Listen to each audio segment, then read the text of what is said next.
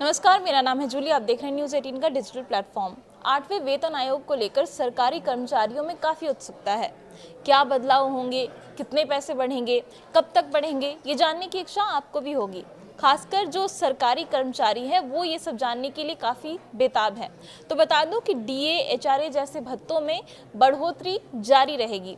DA फिलहाल 58% है और इसके 67% तक पहुंचने का अनुमान जताया जा रहा है। विशेषज्ञों के मुताबिक 8वें वेतन आयोग के लागू होने तक डीए की गणना 7वें वेतन आयोग के आधार पर होती रहेगी। एचआरए, टीए, सीए जैसे भत्ते भी बढ़ते रहेंगे। इस दौरान सालाना इंक्रीमेंट और एमएससीपी भी जारी रहेंगे। 8वें वेतन आयोग को लेकर सरकारी कर्मचारियों में उत्सुकता काफ़ी ज़्यादा हो गई है, क्योंकि सरकार ने आयोग बनाकर उसका टीओआर भी मंजूर कर दिया है और रिपोर्ट देने के लिए 18 महीने का समय तय किया गया है। और इस बीच डीए, एचआरए और टीए जैसे भत्तों को लेकर सबसे बड़ा सवाल ये है कि क्या ये बढ़ोतरी 8वें वेतन आयोग लागू होने तक जारी रहेगी या फिर ये बढ़ोतरी अभी बंद हो जाएगी, जब 8वां वेतन आयोग लागू होगा तभी होगी।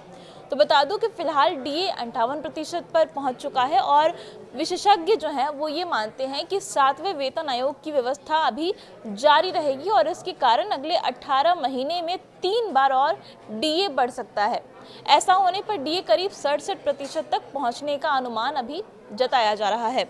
इसके बाद 8th पे कमीशन लागू होने पर ये डीए बेसिक में मर्ज होकर नई सैलरी स्ट्रक्चर तय करेगा। एक्सपर्ट्स बताते हैं कि जब तक 8th पे कमीशन लागू नहीं होता है, डीए की गणना 7th पे कमीशन के आधार पर ही होती रहेगी। हर 6 महीने में डीए बढ़ेगा ही। तो ये एक अच्छी खबर है उन सरकारी कर्मचारियों के लिए जो कि 8वें वेतन आयोग के लागू होने का इंतजार कर रहे हैं और उन्हें ये लग रहा था कि अब डीए बढ़ेगा या नहीं बढ़ेगा, क्योंकि 18 महीने में 3 बार डीए रिवीजन होंगे। 6 महीने बाद डीए बढ़कर 61% हो जाएगा, 12 महीने बाद बढ़कर ये 64% तक पहुंच जाएगा और 18 महीने की अगर बात करें तो ये डीए 67% तक पहुंच जाएगा। All India NPS employ federation के नेशनल प्रेसिडेंट मंजीत सिंह पटेल ने भी बताया है कि 3 डीए हाइक होने तय हैं और इसके बाद ही डीए बेसिक में मर्ज होकर 8th पे कमीशन का नया बेसिक बनेगा। 7th पे कमीशन में फैमिली यूनिट 3 थी। ये 8th पे कमीशन टीओआर में 3.6 सुझाई गई है और आयोग इसके आसपास 3.5 पर रुक सकता है। इससे 20% और भी बढ़ोतरी हो सकती है, जिससे फिटमेंट फैक्टर 1.98 तक जा सकता है। इसी पर 15% महंगाई फैक्टर जुड़ने से फिटमेंट फैक्टर का अनुमान 2.13 तक पहुंचता है और 3 डीए हाइक के बाद 2.13 फिटमेंट फैक्टर बिल्कुल रियलिस्टिक भी है। हाउस रेंट की अगर बात करें, जो हाउस अलाउंस मिलता है एचआरए बेसिक और डीए से लिंक है।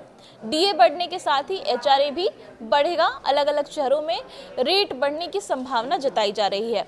ट्रांसपोर्ट अलाउंस यानी टीए की बात करें तो 8th पे कमीशन प्रोजेक्शन के मुताबिक टीए में बढ़ोतरी भी संभव है। कुछ छोटे और स्पेशल अलाउंस कट भी सकते हैं, हालांकि ये भी आपको बता दूं। चिल्ड्रन एजुकेशन अलाउंस जो सीईए की होता है उसकी बात करें तो डीए 50% पार होते ही सीईए में भी बढ़ोतरी की संभावना जताई जा रही है। हॉस्टल सब्सिडी और डिसेबिलिटी भत्ते की समीक्षा भी हो सकती है।